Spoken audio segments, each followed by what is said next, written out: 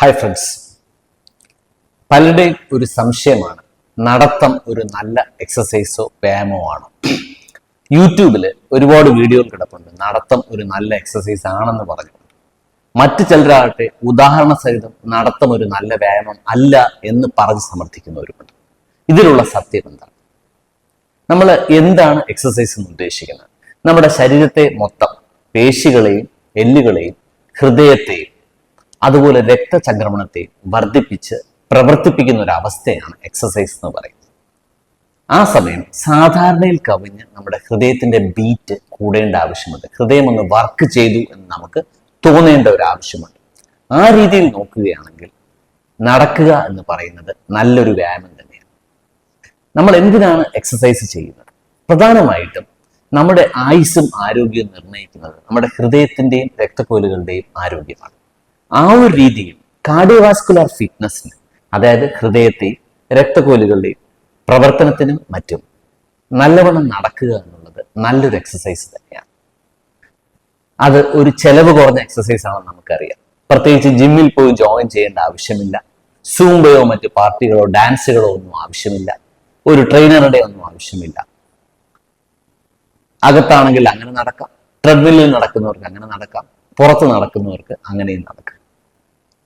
ഈ നടക്കുക എന്ന് പറയുമ്പോൾ അത്യാവശ്യം ഇന്റൻസിറ്റിയോടുകൂടി, തീവ്രതയോടുകൂടി നടക്കണം.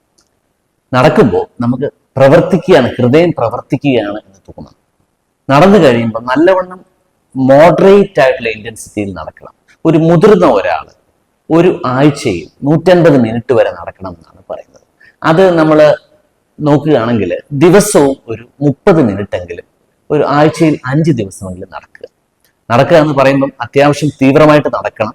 നടക്കുമ്പോൾ നമുക്ക് ഒരു ചെറിയൊരു ശ്വാസം മുട്ടൽ മറ്റുള്ളവർ സംസാരിക്കുമ്പോൾ അനുഭവപ്പെടണം. ഹൃദയം ഒന്ന് ബീറ്റ് ചെയ്യുന്നതായിട്ട് അനുഭവപ്പെടണം. ഹൃദയത്തിന്റെ ബീറ്റ് നടക്കുമ്പോൾ സാധാരണ ഒരു 120-140 ഒക്കെ എത്തണം. അതും പ്രായത്തിനനുസരിച്ച് എത്രത്തോളം ബീറ്റ് കൂടണം എന്നുള്ളതിൽ ഒരു വ്യത്യാസമുണ്ട്.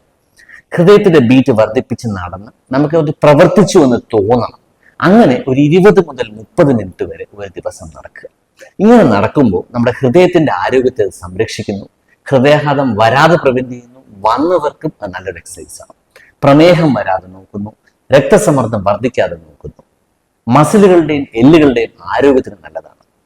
സ്ട്രോക്ക് അഥവാ പക്ഷാഘാതം തടയുന്നു. ഓർമ്മക്കുറവ് തടയുന്നു. പലതരത്തിലുള്ള ക്യാൻസറുകൾ വരെ തടയുന്നു. ഇനി എല്ലാവരും ജിമ്മിൽ പോയി എക്സസൈസ് ചെയ്യണമെന്ന് നിർബന്ധമില്ല. കാരണം നിങ്ങൾ എന്തിനാണ് എക്സസൈസ് ചെയ്യുന്നത് നിങ്ങൾ ആദ്യം തീരുമാനിക്കുക. നിങ്ങളുടെ ഹൃദയാരോഗ്യത്തിനും ആയുസ്സിനും ആരോഗ്യത്തിനും ആണെങ്കിൽ എക്സസൈസ് ചെയ്യുക എന്നുള്ളതിൽ നടത്തം ഒരു നല്ല വ്യായാമമാണ്.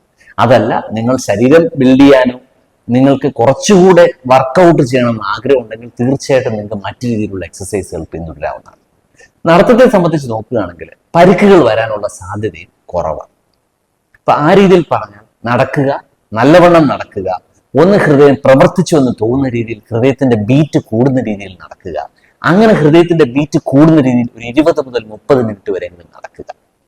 അങ്ങനെ നടന്നാൽ അത് നല്ലൊരു എക്സസൈസ് ആണ്. കാരണം ഒരു പൊതു സമൂഹത്തിന് നൽകാൻ പറ്റുന്ന നിർദ്ദേശം എന്ന രീതിയിൽ നടക്കുക എന്നുള്ളത് തന്നെയാണ് ഏറ്റവും ഉത്തമമായിട്ടുള്ള, എല്ലാവർക്കും ഉപകരിക്കാവുന്ന ഒരു എക്സസൈസ്. Thank you.